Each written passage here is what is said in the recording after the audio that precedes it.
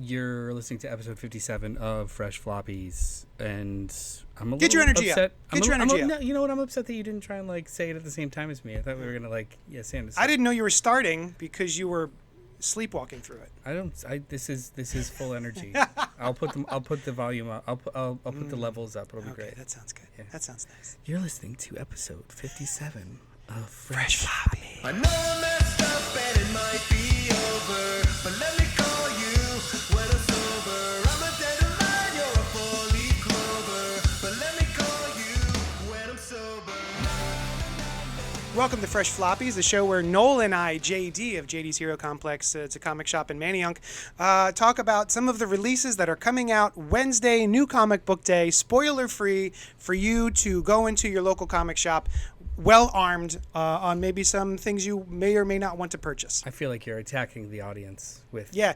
Audience, you're stupid. Yeah, you're lucky we're here. Also with just your energy. It's a Tuesday morning. I'm enjoying coffee. Sometimes I don't necessarily want to be yelled at about fun stuff. Yeah. We're here to talk about the comics, starting with Blood Hunt number 4 of 5. We're almost at the penultimate issue. Welcome to Blood Hunt Corner here in by Jed McKay and Pepe Raz and Marte Gracia. blood dripping sounds. Bleep. Bleep. So I've been digging Blood Hunt. So thus far, yeah, it is a modern Marvel events have been surprisingly modular. So DC events are often the last couple have been every book I'm going to stop, it's going to be different. Yeah. And guess what we're going to do? We're going to expand the multiverse again. Or we're going to subtract the multiverse again. Mm-hmm. Whereas the Marvel events, love them or hate them, have been really modular, whereas this is a horror book. It happens here. There's some tie-ins, but honestly, you could skip them. Mm-hmm. You know what I mean? It's been AXE squared. AXE, yeah. Avengers Judgment versus, Day. Yeah. It's just called Judgment Day, but I always do that. Oh, yeah, I call it AXE. Judgment Day, yeah. Judgment Day was very modular. If you're not reading the X books, it's fine. They've all been kind of modular, even though they've been big, which, I don't know, that makes me more comfortable. They're just quick, read the fun ones reads. I want. Yeah, read the I ones don't got to you want. worry about it. Whereas with Nightmares, it stopped all the books. Do you remember Nightmares or Night Terrors? Night Terrors. Ugh. All books stopped. Yeah. And I'm like, why? Yeah, I don't Same. I think other than World's Finest, same with Dark Crisis. Everything just stopped. Yeah, I don't like that. Yeah. But this, anyway, however, yeah. So Blade has been up to shenanigans. Bladeigans. Vampirigans. The big reveal in the first issue was Blade's the baddie, and so we've been dealing with that, and they took out the Avengers, but then the Avengers came back, but then they took out the Avengers again, I guess. It's this is your first superhero comic.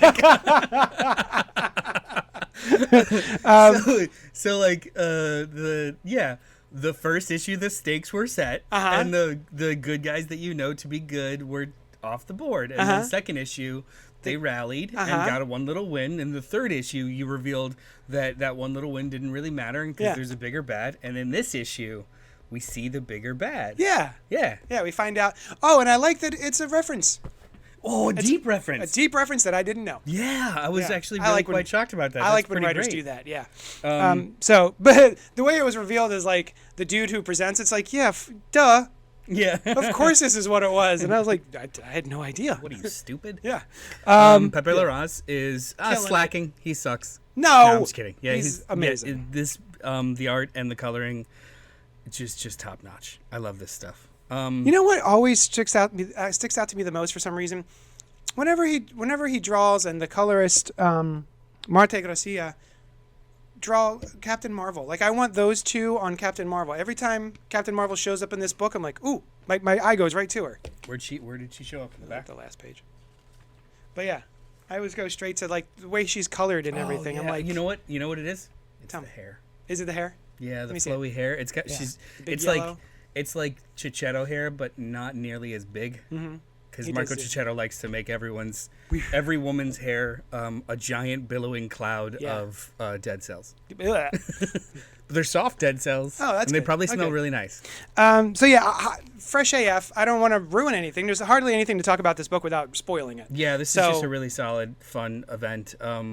I do like it ties into Doctor Strange. It ties into Moon Knight, which we're going to talk about next. It ties and it's got a bunch of Strange Academy. it's got a bunch of minis, but you could just be reading Blood Hunt and Yeah. it's solid. Like there is no point in here that like so there's no point in any of these 4 issues where I've thought like where did that come from? Mm-hmm.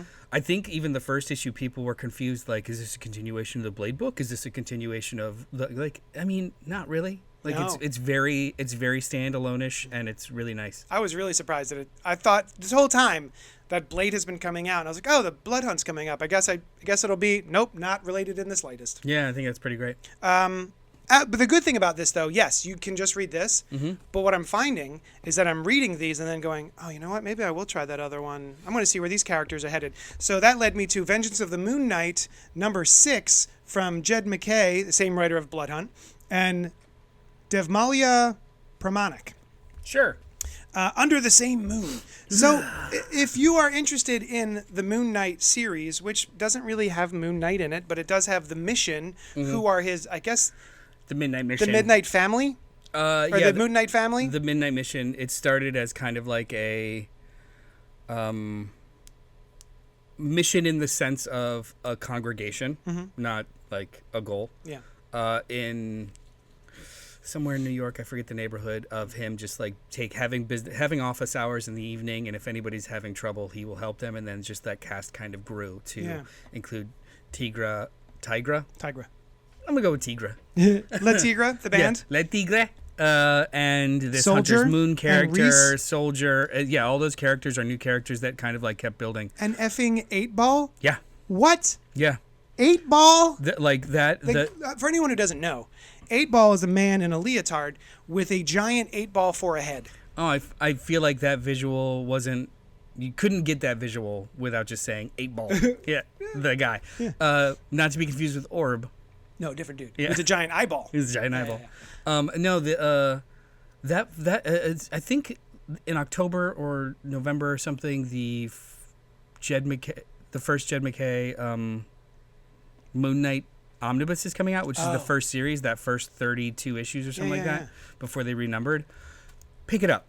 Everyone pick it up. It is even if you've never cared or heard like done anything with the Moon Knight, it is a really cool intro, and all of these characters that if you like them, JD, they were all introduced, they're all fresh, they're all new, they all built to this. Side recommendation. Sure. Or, you know what? Question, then recommendation.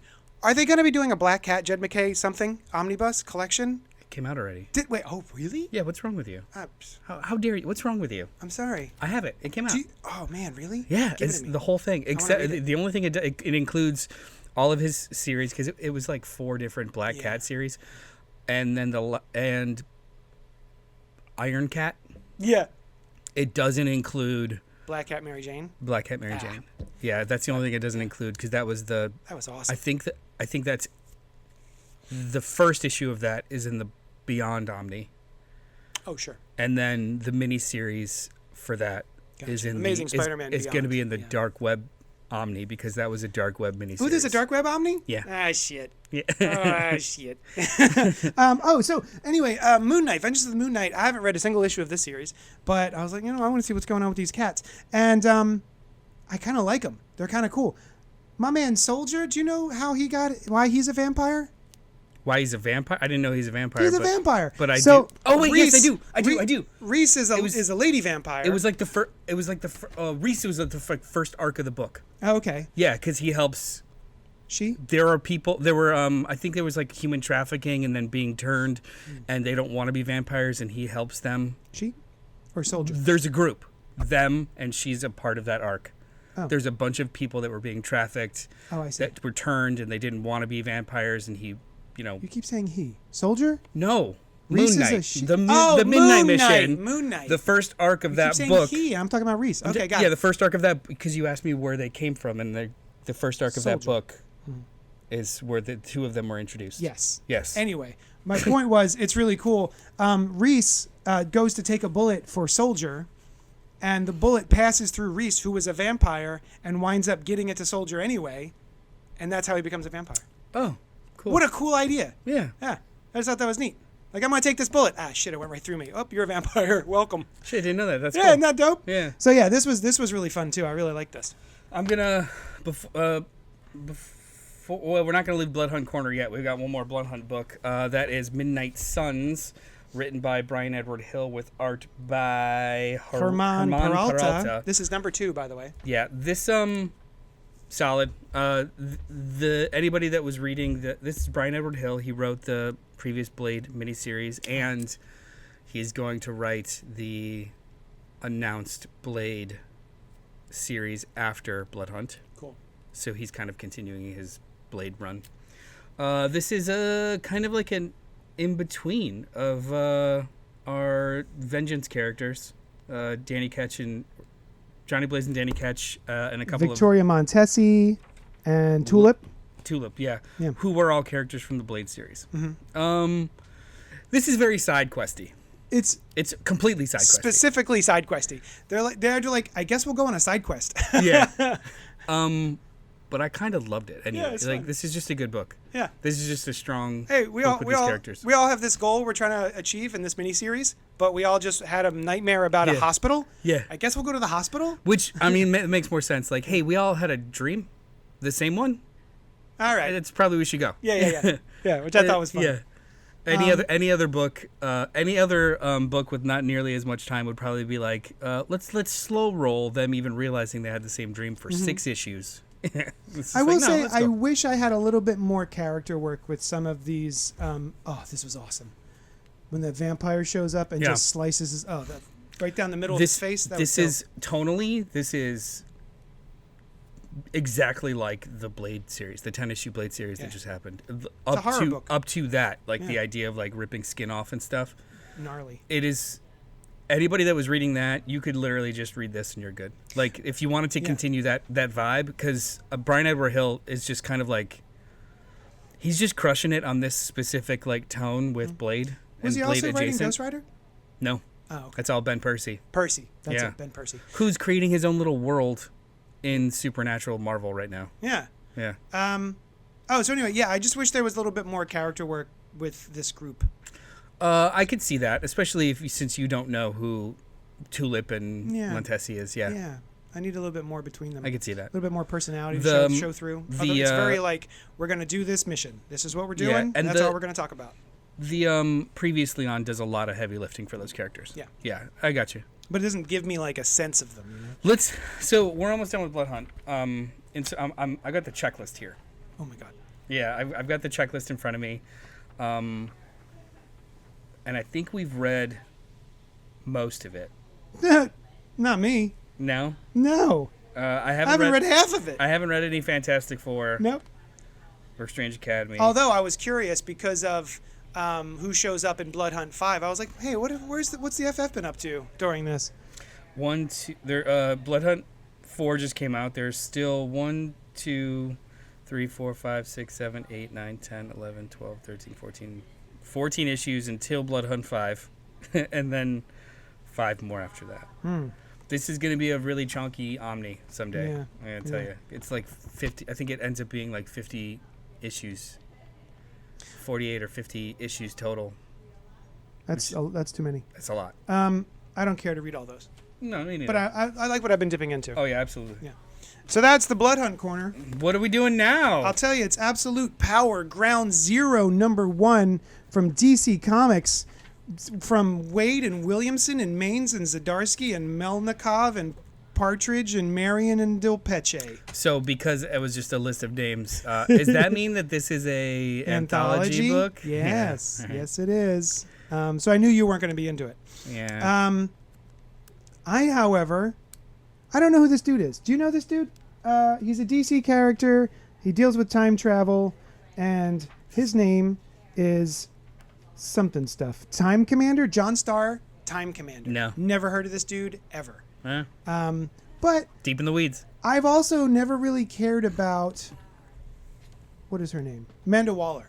Oh, I don't agree with that. I think when Amanda Waller's good, she's good. Sure, but I've never been like, oh, Amanda Waller's here. Great. Oh yeah, okay. You know? I mean, I loved her. The whole Rucka Checkmate era. That's all I didn't read that. Waller awesomeness. Oh yeah. So yeah, I know Amanda Waller could be fucking dope. Was she a Does piece of shit then? Chaotic, neutral, or no, chaotic good Really? ish. Her motives She's trying to protect the planet. her motives are good. Her methods are horrific. Yes. What? So she's not pure baddie. And so she's using people with superpowers to stop people with superpowers because she doesn't think people should have superpowers. Am I Yeah. getting that? Is that basically what we're doing here? But do you think that there's not going to be some sort of contingency plan for those people that help with superpowers that help her too? Of That's course. No, of that's course. the Of course. Waller of it all. Yeah, it's the fact that these vigilantes probably just don't are dumb and they trust. Oh, nobody Yeah. here is trusting Amanda Waller.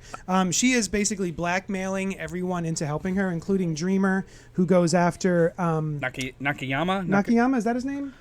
Jay Nakamura? Jay Nakamura. Yeah. Yeah, from Superman, Son of Kal-El. Son of Kal-El.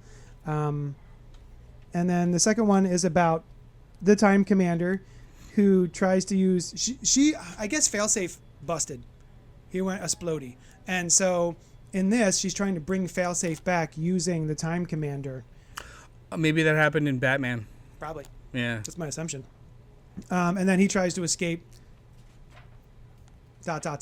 And then the last one is about this character who I don't know. I think you should read this last little thing. You could skip the first two. But Amanda Waller is basically raising a Brainiac. I'm assuming from the House of Brainiac. There's like this woman Brainiac who shows up, and The Queen Brainiac. I think I remember seeing or hearing that. I'm woefully behind on House of Brainiac. which ends today. Yeah, I wanted to catch up on that because I've been enjoying it. Yeah. But yeah, I think if you're going to read any of them, read this last one. I think this is going to be important in the future. Word. About this little Yeah. girl. So It's fine. this is basically primer. 3 short stories about the 3 main bad guys for the upcoming book, and Wade's name is only on it because it's a reprint of the stuff that was already in the back. The first 5-page or first 3-page. So stage 1, the writers are Nicole Maines and Mark Waid. Stage 2, Chip Zdarsky and Mark Waid are the writers. Oh. And then the last one, stage 3, Joshua Williamson. So And then the back has his they do give you a nice little primer at the end, like the House of Brainiac. there's the whole scene of Failsafe? Superman getting shot. No, we've seen it like 4 Oh, times. Like Yeah. yeah. This. Yeah. Yeah, it's the beginning of Absolute Power #1. But no, he's actively participating in these. He probably plotted Yeah. and then they wrote. Yeah. Yeah. Next. Wait, is this It's fine. It's fresh enough. If you're interested in Absolute Power, if you're interested in what the machinations are going on behind the scenes with Amanda Waller, very grab interested in the event. This was like, okay, whatever. Right. I want to talk quickly about a book that returned today after a long hiatus. That's Department of Truth number 23, written by James Tynion IV and art by Martin Simmons and Aditya Bidkar. I read the first volume of this.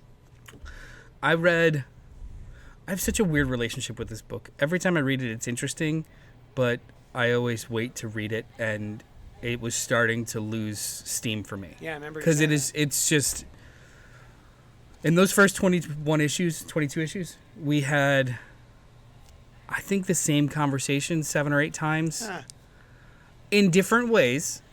Like, so it was the same conversation about cryptids, and then the same conversation about conspiracy theories, and then the same conversation about crisis actors, and then the same conversation about the moon landing. It just was a shit ton of setup, and every time that you would kind of peel back and not do setup and just kind of focus on the characters and what the choices they have to make, that was when the book got really interesting. Right. So every arc would start awesome, lose steam, and then have a really good cliffhanger. So like in the middle of every arc, I was like, I think I might drop this book. And then it just kind of grabbed me again. Yep, I'm in. Yeah. At the end of the last arc, which was when we left the book. I want to say like a year ago now. It's been a while. Yeah. It was a pretty solid cliffhanger. And then they were like, end of part 1. Which was a good cliffhanger, but then it also, I guess, ticked me off. I was like, book 1? Motherfucker, we've been here for 2.5 years. Yeah. Okay. So I Did decided the same to thing give... with Nice House on the Lake. Yeah, it's fine. Whatever. It's fine. I like endings. When I read maxi series, mini series, I expect there to be a third act, not necessarily. There could be a conclusion, but also like it does take the wind out of its sails when it's like phase 1 end. I'm like, God damn it. Come on. How is this? It's a good issue. Huh. It's a good issue. Like anybody that's been reading this book, there's a genuinely interesting reveal about the origin of the Department of Truth that is really, really weird, but also kind of perfect. And even if I spoiled it, half the people listening and possibly even you wouldn't even get it. Okay. Yeah. That's neat. Which is like that. It's pretty. It's that weird. Yeah. Yeah. Well, it's like it's not weird, but it's also a little out of left field. It was pretty interesting, and it's got me interested. So my elevator pitch when people are like, oh, what's this book, Department of Truth, is basically there is a clandestine organization whose goal is to keep reality in check, because when too many people start to believe a conspiracy theory, that conspiracy theory starts to become true and reshape reality around it. Sure. That's sort of what that is, right? Sure. And it's headed up by, do we want to even say that? Like who the leader of the Department of Truth The current is? director. Sure. The book's been out for a long time. The current director is Lee Harvey Oswald. Yeah. We meet the previous and first director in this book, Oh, this cool. issue. Okay. Yeah. And how it all really started. Nice. So there's the Department of Truth, their understanding of how things can change came from somewhere else mysterious, but this is basically the United States government trying to keep a handle on how to maintain objectiveness in monoculture, which sometimes means they have to do that with new lies. Yeah. Which is all, I think even in continuity they had that kind of start with Nixon being the first president who wanted to maybe do it a little bit more advantageously or a little harshly. Right. So like all the way up till Nixon, it was just little things and maintaining the balance. With Nixon, through Kennedy, it was a little bit more like, what if we fake the moon landing, and then if we fake it enough, it'll be real. Right. Things like that. Oh, that's cool. Like where they'll double back on themselves. Yeah, the book is filled with so much cool stuff, but so the Martin Simmons art is not for everybody. No. It's very barely for me. I will say this is probably one of the best books I've seen him do in a while. Like this issue alone, it's wonderful. There's a lot more drawn. There's a lot more drawn elements as opposed to almost like painted, reused. A lot of the previous issues too were just like all vibes and very like psychedelic, which is cool in the moment, but it leaves you a little bit left hanging. But yeah, there's like this was a really, really good issue back. If you have been enjoying this series, it's back, baby. Let me ask you this: will I continue it? No. Can someone jump in? Yeah. Can they just pick up number 23? Actually, I think this is a potentially good jumping on point. Yeah, absolutely. Because you get the origin of the story. I don't know if it's going to be a good jumping on point come the next issue when you are reintroduced to and or revisit the characters that were introduced in the previous 22 issues. But this one is very much here's how it started, and then you get to see a backstory of Lee Harvey. Right on. This was a good book, and I think I might start pulling it again. Nice. Yeah. Next up, Marvel's. Hellverine? Yeah. Let's Hellverine it with Ben Percy, written by Ben Percy with art by Julius Ota. You know what's funny? I think I read number 1. You did. I have no recollection of it. It was awesome. Was it? I mean, it was awesome enough. It was a good idea. I don't remember this book at all. There's a secret government organization called the Pentagon that is underneath the Pentagon, and they are responsible for investigating supernatural and hell-based threats. Right, One Hellfire. One of these dudes with Hellfire. Exactly, right. he's experimenting with Hellfire, and it was put on Wolverine's radar because there is a Hellverine around, and they knew that he was once possessed by that demon, so they bring him in and like, why are you doing this? He's like, I don't know what the fuck you're talking about. So Hellverine was a demon? Hellverine is the demon Baba Ghoul, something like that, that possessed Wolverine, and then him and Ghost Rider stopped it. Gotcha. So, and that was years ago. So it showed up again, and he's like, motherfucker, I haven't been that in a while. I haven't been on fire in a minute. But then he sees who it really is, and he's like, fuck, I'll help you track them all down.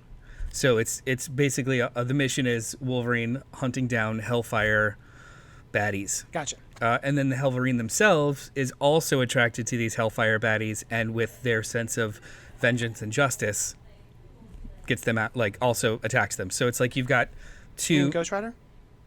Hellverine? Oh. Ghost Rider hasn't even showed up yet. Oh, weird. Yeah. Do you want me to tell you who Hellverine was? It was revealed last week. Yeah. Daken. Oh, what? Ashihiko. I don't remember that. His real name, Ashihiko, was killed in Percy's Wolverine run. A long time ago, right? Maybe it was just like 3 or 4 months ago, but that's like 80 years in comics. Maybe I'm thinking of the first time Daken died. Like What, back in like 10 years Frankencastle? ago? Yeah. Maybe. No, Sabretooth during the Sabretooth War, as a birthday gift to Wolverine, anyone that has, like, he murders them and dismembers them, and yeah, it's pretty What fucked a up. nice gift. He actually, I think he writes happy birthday in the snow with body parts. Oh my god. Yeah. Wow. So he was buried. The demon Baba Hagul, whatever, was released, and Baba Ganoush. the theory is that its favorite host was Wolverine, and it felt the presence of this avatar or type of Wolverine, and just like, and then stitched him back together. So he's just like almost like a Frankenstein Daken. Like Frankencastle. It's kind of Frankendaken. It's kind of cool, and I hope they keep this. A Todurkey Daken? It's a turducken. There it is. Considering he's got like three or four different names, yeah, it's a turducken. Oh, thank you. But so the book it's wildly creative. The art has moments of like, that is excellent acting, that is really good staging, and then like 2 scenes later, it's bad Salvador Larroca. Oof. Like, it's very inconsistent, and I want to show you one panel specifically that I absolutely loved, and it's Wolverine's acting in this page. That top left, his like, when this artist has time, Yeah. just the emotion and the acting on like, it's top tier. It's absolutely wonderful, like, comic booking. But then there's a couple of action scenes where it's or interstitials where it seems almost like they were rushed, and it's just a touch too digital. It's a touch too shiny. Sure. So it's interesting. Like, it's not bad, but there's just really, really great moments of like high peak. This very much reads like the first chunk of Percy's Ghost Rider, which I enjoyed. It was very grody, Hellfire wonkiness, and this is very much that. Benjamin Percy is building this like supernatural side universe almost between his Ghost Rider run, which went like 20 something issues, and then moved into the Fallen Vengeance, First Vengeance, the Hood stuff, and then this, and then like it's and then also, even when he was writing Wolverine, it was a lot of like demons and vampires. So it's fun. He's like building something. I think it's kind of nifty. His own little corner of the universe. I haven't cared about Ghost Rider since Jason Aaron's Omnibus that I read 2 years ago. The first, I would suggest to pick up the first trade of his run. Percy, yeah. Because it's really cool. Oh, okay. Like, it's actually, it's really disturbing. Oh, nice. Yeah. Oh, I like that. Yeah. Cool. I like that in my Marvel comics. Yeah, it's got a parental advisory tag, and it's good. Speaking of which, there's a Werewolf at Night series coming. Red Band. Red Band. Yeah. I'm glad that they're doing like a whole. I'm glad that Red Band is a thing. The Blade series will be Red Band. It's called Blade Red Band. Love it. Yeah. Yeah, I think give it's me more pretty Red cool. Band. Yeah. I don't know why Hellverine isn't Red Band, because there's a beheading. Like, there's a pretty gnarly beheading in that. I think it's got a parental. It's got a parental. It's got advisory a parental tag. advisory, but Yeah. not Red Band. Well, maybe it's just a new thing they're trying to push. Yeah. You can't. What do we want to wrap up with? Oh, my favorite book of the week. I'll tell you what. It's called Grommets from Image Comics. This is a 7-issue miniseries, Giant Generator, which is a Rick Remender imprint. So Rick Remender and comedian Brian Posehn with art by Brett Parson and Moreno Denizio. This was another banger for me. I loved it. I wish I knew these girls. Do these girls exist? They're very cool. Skateboarding. Oh, you mean in girls. real life? I'm like, you meet them in the issue, dude. You said you had some problems with it. I did not. Yeah, I think the book is wonderful. It's really, really sweet. It's really, really fun. It's got a little bit of a dark edge, too. The kind of, like, dark edge of you're 13 or 14, you do something fucked up, and you just kind of shake it off. But then it's still fucked up. I need them to tone down the references by about 60%. Oh, I know what you mean. It is so reference laden. I get it. They went to Taco Bell, but you went through the motions of describing every single menu item in 1985. Right. He says, "Oh, we're gonna just hang out." Like a normal kid would just say, "We're gonna play video games," but like, "Oh, we're gonna play this specific game on my Commodore 64." Like everything is very. There's a couple of moments, a couple of scenes where they rip me out of just the normal, natural organicness of it to specifically name check something from 1985, and it's just very inorganic, and I need them to just kind of tone it down. There was one instance, I can't remember exactly what it was, but there was one instance in this where I was like, all right. This book is way too charming to need that kind of touch-based bullshit, and I think they need to stop.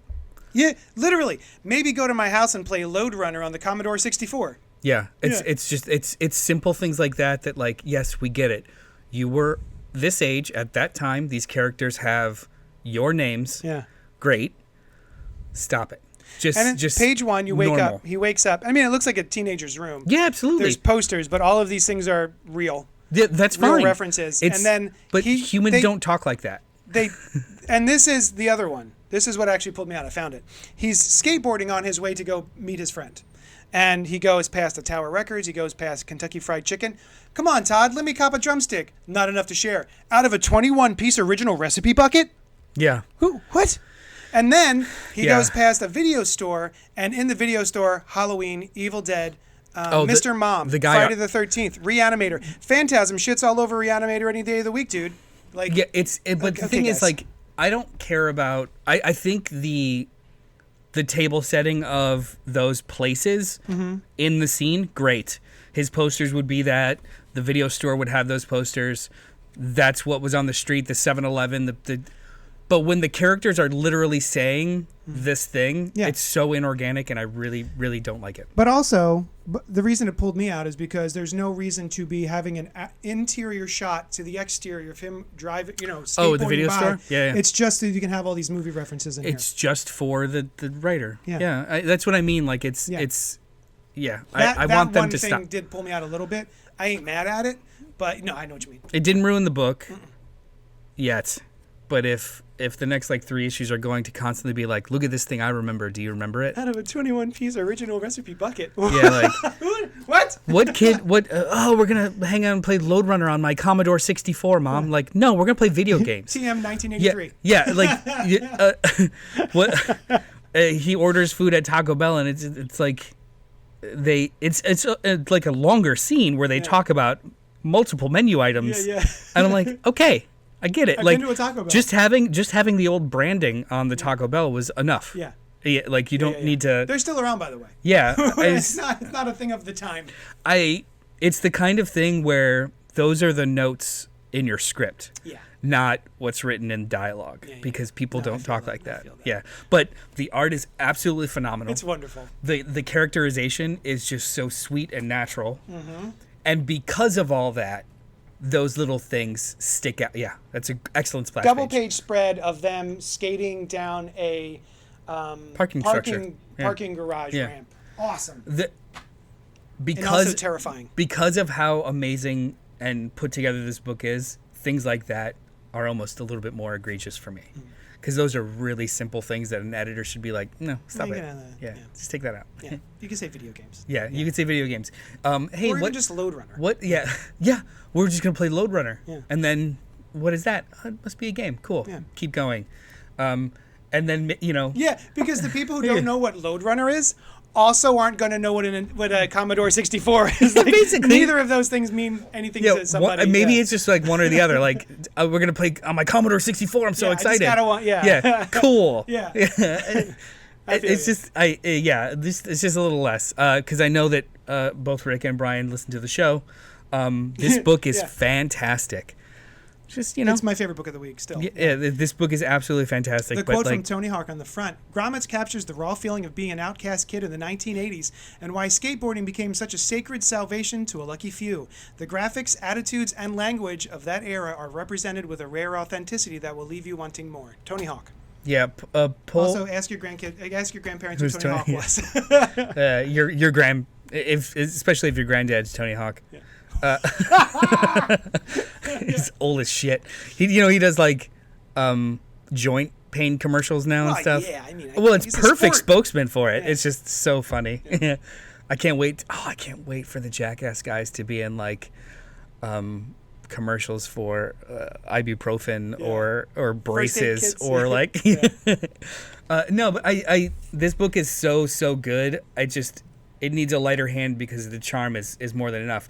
I think maybe this is like is this a modern reader issue? A modern reader issue? Like when I read something that I'm enjoying, all you really need is the emotionality and just like where people are going. Mm-hmm. If there's a reference that's made, I can look it up.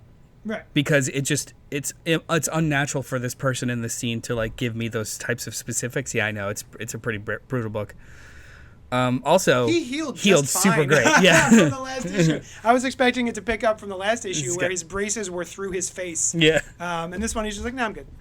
Let's get some talk. But this is a wonderful book, and I would suggest anybody pick it up just for the art alone. Yeah, man. Brett Parson. So good, so good. Is there anything else you're excited about this week? Ultimate Black Panther #5. I agree. It's a really good book. I read Ultimate Black Panther. Oh, She-Hulk. Oh, that's from last week. Oh, yeah, She-Hulk. I'm catching up on the She-Hulk run by Rainbow Rowell, which is coming to an end in the next month. I don't even know what's coming out this week. Tell us. Tell us what you're excited about. Yeah, right into the show at Speaking of CultPop writing at gmail.com. We cannot leave yet. CultPopGo@gmail.com. That's I'm not even going to edit this out. Just, hey, try all those emails. All right. Let us know what you're excited about this week or next week, and maybe we can talk about it on the show. We got letters. We got letter? We got lots and lots and lots and lots of letter. Worst Art of the 4 Minis is the title of it, written by Christopher Goodnight St. Saucy. Destro definitely earns Worst Art of the 4 Minis. Could I do better? No. Am I getting paid to draw a comic book? Also no. Also, Laird Destro doesn't exactly roll off the tongue. I'm trying to think. It's his name. Is his name Laird? Laird. Or is it Scottish people saying Lord? Laird. His name is Laird. His name is Laird. Yeah. Not sure if that comes from the comics. Wait, it turns out Laird is a title, not a name. Still not the best name.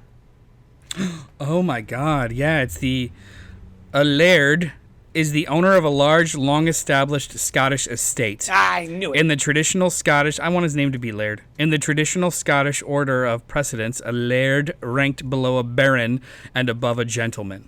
Oh, okay. Yeah. So, yeah, I agree. Well, I don't know, Chris.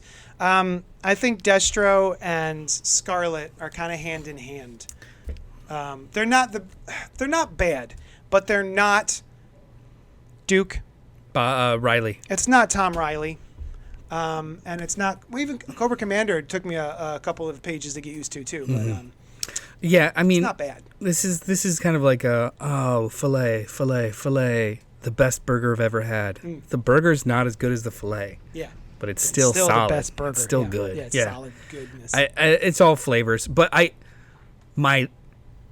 it's maybe my least favorite of the 4 books we've had so far in the G.I. Joe averse, but I mean but marginally, it's still incredibly functional and still well done. I read when they drop. Yeah, they're still good. Top of the stack, bro.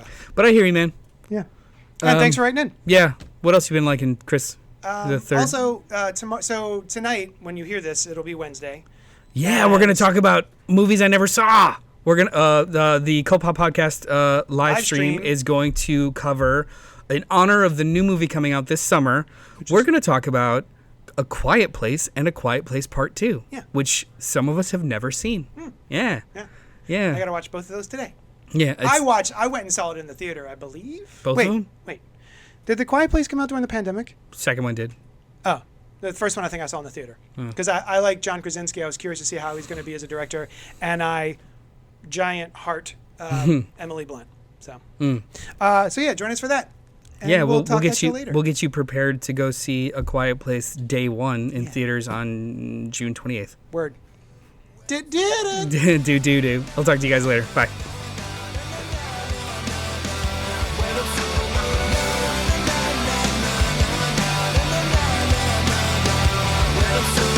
She undressed and we stumbled downstairs.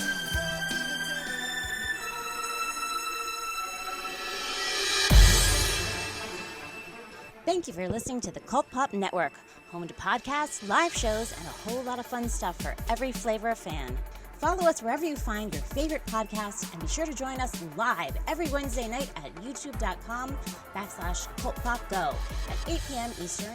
While you're there, be sure to subscribe to the channel and hit the bell icon so you'll know when we drop new Thunder Rounds and episodes of Fresh Floppies, a spoiler-free show about single-issue comics released each week. Until then, we'll talk at you later.